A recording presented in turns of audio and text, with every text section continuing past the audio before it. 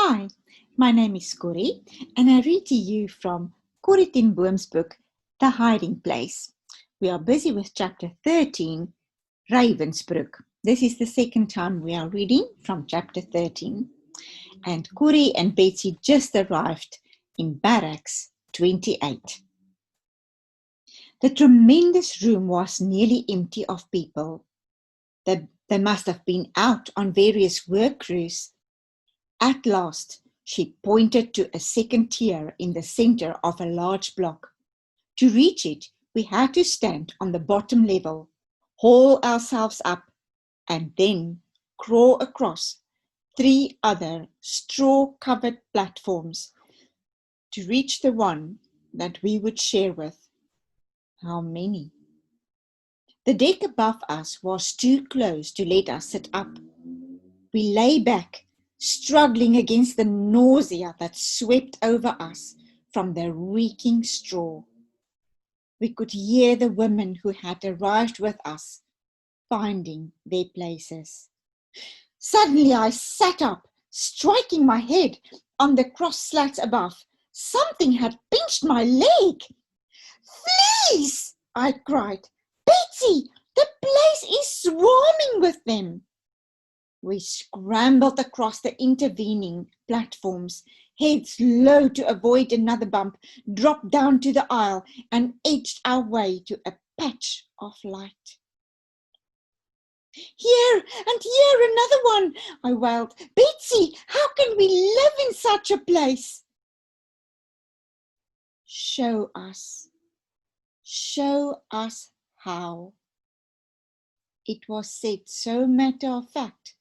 It took me a second to realize she was praying. More and more, the distinction between prayer and the rest of life seemed to be vanishing for Betsy. "Corrie," she said excitedly, "he's given us the answer before we asked, as he always does. In the Bible this morning. Where was it? Read that part again." I glanced down the dim aisle to make sure no guard was in sight, then drew the Bible from its pouch. "It was in 1 Thessalonians," I said. We were on our 3rd complete reading of the New Testament since leaving Scheveningen. In the feeble light, I turned the pages. Here it is. "Comfort the frightened, help the weak, be patient with everyone. See that none of you repays evil for evil, but always seek to do good to one another and to all." It seemed written expressly to Ravensbrook. "Go on," said Betsy. "That wasn't all." "Oh yes, to one another and to all. Rejoice always. Pray constantly. Give thanks in all circumstances, for this is the will of God in Christ Jesus." "That is it, Corrie. That's his answer. Give thanks in all circumstances. That's what we can do. We can start right now to thank God for every single thing about this new barracks." I stared at her, then around me, at the dark, foul-aired room. "Such as," I said. "Such as being assigned here together." I bit my lip. Oh, yes, Lord Jesus." "Such as what you are holding in your hands." I looked down at the Bible. Yes, thank you, dear Lord, that there was no inspection when we entered here. Thank you for all the women here in this room who will meet you in these pages. Yes, said Betty. Thank you for the very crowding here, since we are packed so close that many more will hear. She looked at me expectantly. Corrie, she prodded. Oh, all right. Thank you for the jammed, crammed, stuffed, packed, suffocating crowds. Thank you, Betsy went on serenely, for the fleas. And for the fleas. This was too much. Betsy, there's no way even God can make me grateful for a flea. Give thanks in all circumstances, she quoted. It doesn't say in pleasant circumstances. Fleas are part of this place where God has put us. And so we stood between pairs of bunks and gave thanks for fleas. But this time, I was sure Betsy was wrong.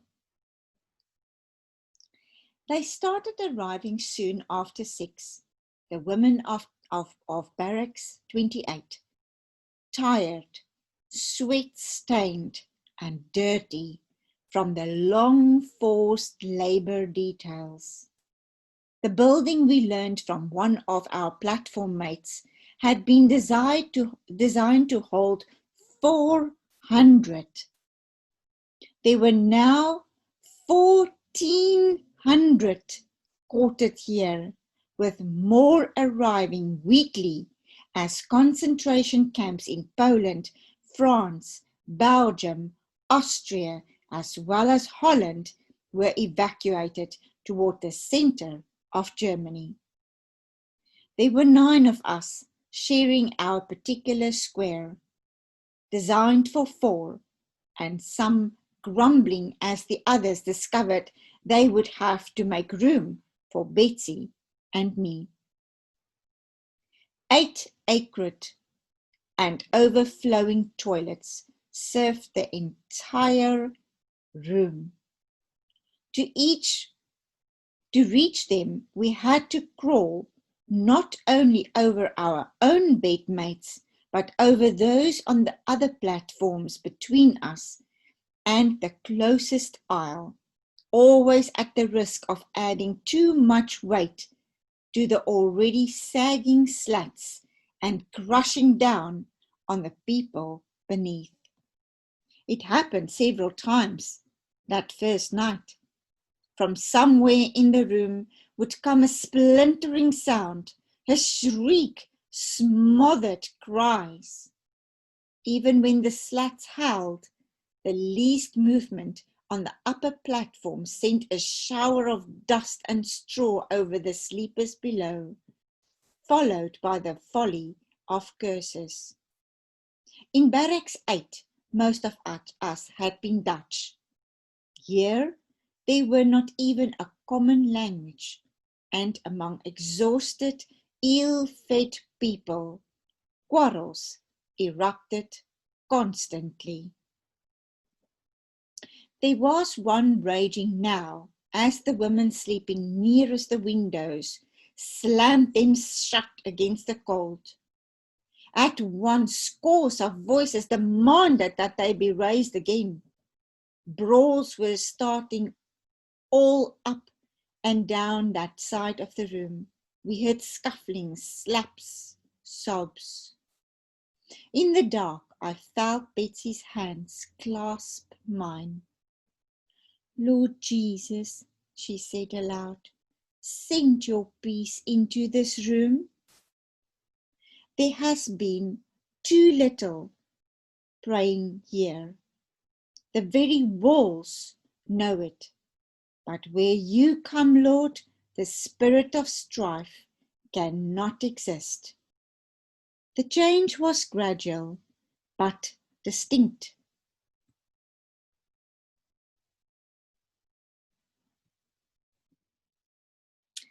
One by one, the angry sounds lit up. "I'll make you a deal." The voice spoke German with a strong Scandinavian accent. "You can sleep in here where it's warmer, and I'll take your place by the window." "And add your lies to my own?" But there was a chuckle in the answer. "No, thanks." "I'll tell you what," the third voice had a French burr. "We'll open them halfway. That way we'll be only half frozen and you'll be only half smothered." A ripple of laughter widened around the room at this. I lay back on the sour straw and knew there was one more circumstance for which I could give thanks. Betsy had come to Barracks 28. Roll call came at 4:30 a.m. here as it had in quarantine. A whistle roused us at 4 when, without even shaking the straw from clothes and hair, the stampede began for the ration of bread and coffee in the center room. Last comers found none. The count was made in the Lagerstrasse, the wide avenue leading to the hospital. There we joined the occupants of other barracks. Some 35,000 at that time, stretching out of sight in the pale glow of the street lamps, feet growing numb on this cold cinder ground. After roll call, work crews were called out. For weeks, Betsy and I were assigned to the Siemens factory. The huge complex of mills and railroad terminals was 1.5 miles from the camp. The Siemens brigade, several thousand of us, marched out the iron gates beneath the charged wires on into a world of trees and grass and horizons. The sun rose as we skirted the little lake. The gold of the late fall fields lifted our hearts. The work at Siemens, however, was sheer misery. Betsy and I had to push a heavy handcart to a railroad siding where we unloaded large metal plates from a boxcar and wheeled them to a receiving gate at the factory. The grueling workday lasted 11 hours. At least at noontime, we were given a boiled potato and some thin soup. Those who worked inside the camp had no midday meal. Returning to camp, we could barely lift our swollen and aching legs. The soldiers patrolling us bellowed and cursed, but we could only shuffle forward inches at a step. I noticed again how the local people turned their eyes another way. Back at the barracks, we formed yet another line. Would there never be end to columns and waits, to receive our ladle of turnip soup in the center room? Then, as quickly as we could for the press of people, Betsy and I made our way to the rear of the dormitory room where we would hold our worship service. Around our own platform area, there was not enough light to read the Bible, but back here a small light bulb cast a wan yellow circle on the wall, and here an even larger group of women gathered. They were services like no others, these times in Barracks 28. A single meeting might include a recital of the Magnificat in Latin, by a group of Roman Catholics, a whispered hymn of some Lutherans, and a sotto voce chant by Eastern Orthodox women. With each moment, the crowd around us would swell, packing the nearby platforms, hanging over the edges, until the high structures groaned and swayed. At last, either Betsy or I would open the Bible, because only the Hollanders could understand the Dutch text. We would translate aloud in German, and then we would hear the life-giving words passed back along the aisles in French, Polish, Russian, Czech, back into Dutch. They were little previews of heaven, these evenings beneath the light bulb. I would think of Haarlem, each substantial church set behind its wrought iron fence and its barrier of doctrine. And I would know again that in darkness God's truth shines most clear. At first, Betsy and I called these meetings with great timidity, but as night after night went by and no guard ever came near us, we grew bolder. So many now wanted to join us that we held a second service after evening roll call. There on the Lagerstrasse, we were under rigid surveillance, guards in their warm wool capes marching constantly up and down. It was the same in the center room of the barracks. Half a dozen guards or camp police always present. Yet, in the large dormitory room, there was almost no supervision at all. We did not understand it. Another strange thing was happening. The day vitamin bottle was continuing to produce drops. It scarcely seemed possible. So small a bottle, so many doses a day. Now, in addition to Betsy, a dozen others on our pier were taking it. My instinct was always to hoard it. Betsy was growing so very weak, but others were ill as well. It was hard to say no to eyes that burned with fever, hands that shook with chill. I tried to save it for the very weakest, but even these soon numbered 15, 20, 25. And still, every time I tilted the little bottle, a drop appeared at the top of the glass stopper. It just couldn't be.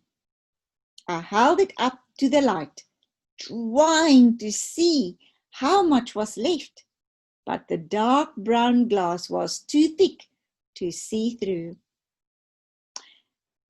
There was a woman in the Bible, Betsy said, whose oil jar was never empty. She turned to it in the book of Kings, the story of the poor widow of Zarephath, who gave Elijah a room in her home. The jar of meal wasted not, neither did the cruse of oil fail, according to the word of Jehovah, which he spoke by Elijah. Well, but wonderful things happened all through the Bible. It was one thing to believe that such things were possible thousands of years ago, another to have it happen now to us this very day. And yet it happened this day and the next until an awed little group of spectators stood around watching the drops fall into the daily rations of bread. Many nights I lay awake in the shower. I lay awake in the shower of straw dust from the mattress above, trying to fathom the marvel of supply lavished upon us. Maybe, I whispered to Betsy, only a molecule or two really gets through that little pinhole, and then in the air it expands. I heard her soft laughter in the dark. Don't try too hard to explain it, Corrie. Just accept it as a surprise from a father who loves you. And then one day, Min pushed her way to us in the evening food line. Look what I've got for you. Min was a pretty young Dutch woman we had met in Vught. She was assigned to the hospital and often managed to bring to Barracks 28 some stolen treasure from the staff room. A sheet of newspaper to stuff in a broken window, a slice of bread left untouched on a nurse's plate. Now we peered into the small cloth sack she carried. Vitamins! I cried, and then cast an apprehensive glance at a camp policeman nearby. Yeast compound, I whispered. Yes, she eased back. There were several huge jars. I emptied each just the same amount. We gulped the thin turnip water, marveling at our sudden riches. Back at the bunk, I took the bottle from the straw. We'll finish the drops first, I decided. But that night, no matter how long I held it upside down or how hard I shook it, no, not another drop appeared. On the 1st of November, a coat was issued to each prisoner. Betsy's and mine were both of Russian make, probably once trimmed with fur. Threads showed where something had been torn from the collars and cuffs. Call-ups for the Siemens factory had ceased, and we speculated that it had been hit in one of the bombing raids that came within earshot almost nightly now. Betsy and I were put to work levelling some rough ground just inside the camp wall. This too was back-breaking labour. Sometimes, as I bent to lift a load, my heart cramped strangely. At night, spasms of pain gripped my legs. But the biggest problem was Betsy's strength. One morning after a hard night's rain, we arrived to find the ground sodden and heavy. Betsy had never been able to lift much. Today, her shovelfuls were microscopic, and she stumbled frequently as she walked to the low ground where we dumped the loads. Sneller! A guard screamed at her. Can't you go faster? Why must they scream? I wondered as I sunk my shovel into the back muck. Why couldn't they just speak like ordinary human beings? I straightened slowly, the sweat drying on my back. I was remembering where we had first heard this maniac sound. The BG in Tante Jans's rooms, a voice coming from the shell-shaped speaker, a scream lingering in the air, even after Betsy had leaped to shut it off. Loafer! Lazy swine! The guard snatched Betsy's shovel from her hands and ran from group to group of the digging crew, exhibiting the handful of dirt that was all Betsy had been able to lift.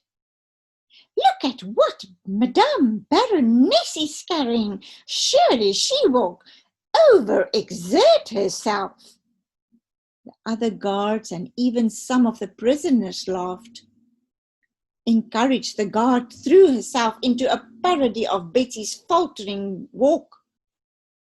The male guard was with our detail today, a male guard, and in the presence of a man, the women guards were always animated. As the laughter grew, I felt a murderous anger rise. The guard was young and well fed. Was it Betsy's fault that she was old and starving? But to my astonishment, Betsy, too, was laughing. That's me, all right, she admitted. But you'd better let me totter along with my little spoonful, or I'll have to stop altogether. The guard's plump cheeks went crimson. I'll decide who's to stop. And snatching the leather crop from her belt, she slashed Betsy across the cheek and neck. Without knowing I was doing it, I had seized my shovel and rushed at her. Betsy stepped in front of me before anyone had seen. Corrie, she pleaded, dragging my arm to the side. Corrie, keep working. She tugged the shovel from my hand and dug it into the mud. Contemptuously, the guard tossed Betsy's shovel toward us. I picked it up, still in a daze. A red stain appeared on Betsy's collar. A welt began to swell on her neck. Betsy saw where I was looking and laid a bird-thin hand over the whip mark. Don't look at it, Corrie. Look at Jesus only. She drew away her hand. It was sticky with blood. In mid-November, the rain started in earnest, chilly, drenching, day-long downpours that left beads of moisture even on the inside walls. The Laugerstrasse was never dry now, even when the rain let up. Deep puddles stood in the road. We were not allowed to step around them as the ranks were formed. Often we stood in water up to our ankles, and at night the barracks reeked with rotting shoe leather. Betsy's cough began to bring up blood. We went to sick call at the hospital, but the thermometer registered only 102 degrees, not enough to admit her to the wards. Alas for my fantasies of a nurse and a dispensary in each barracks. The larger bare room in the hospital was where all the sick in the camp had to assemble, often standing outside in the rain for hours just to get through the door. I hated the dismal place full of sick and suffering women, but we had to go back again and again, for Betsy's condition was growing worse. She was not repelled by the room as I was. To her, it was simply a setting in which to talk about Jesus, as indeed was every place else. Wherever she was, at work, In the food line, in the dormitory, Betsy spoke to those around her about his nearness and his yearning to come into their lives. As her body grew weaker, her faith seemed to grow bolder, and sick call was just an important place, Corrie. Some of these people are at the very threshold of heaven. At last, one night, Betsy's fever registered over the required 104 degrees.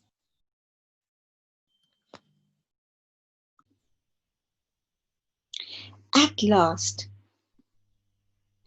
one night, Betsy's fever registered over the required 104 degrees. There was another long wait until a nurse appeared to lead her and half a dozen others into the hospital proper. I stayed with them as far as the door to the ward, then made my way slowly back to the barracks. As usual, I stood in the door of the dormitory. It reminded me most of an anthill. Some women were already asleep after the long workday, but most were stirring about, some waiting for a turn at the toilets, others picking lice off themselves and their neighbours. I twisted and squirmed through the crowded aisles to the rear, where the prayer service was just ending. Nights when Betsy and I reported to sick call, we left the Bible with Mrs. Wielmaker, a saintly Roman Catholic woman from The Hague who could render the Dutch words in German, French, Latin, or Greek.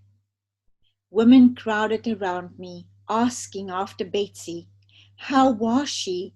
How long would she have to stay? Lights out blew, and the scramble into the bunks began. I hoisted myself in the middle tier and crawled across those already in place. What a difference since Betsy had come to this room, where before this had been the moment for scuffles and cursing. Tonight the huge dormitory buzzed with, "Sorry, excuse me," and "no harm done." I found our section in the dark and squeezed into a spot in the middle. From the doorway, a searchlight swept the room, lingering on blocks where anything stirred. Somebody's elbow dug into my back. Another woman's feet were 2 inches from my face. How was it possible, that so close, to be so utterly and miserably alone?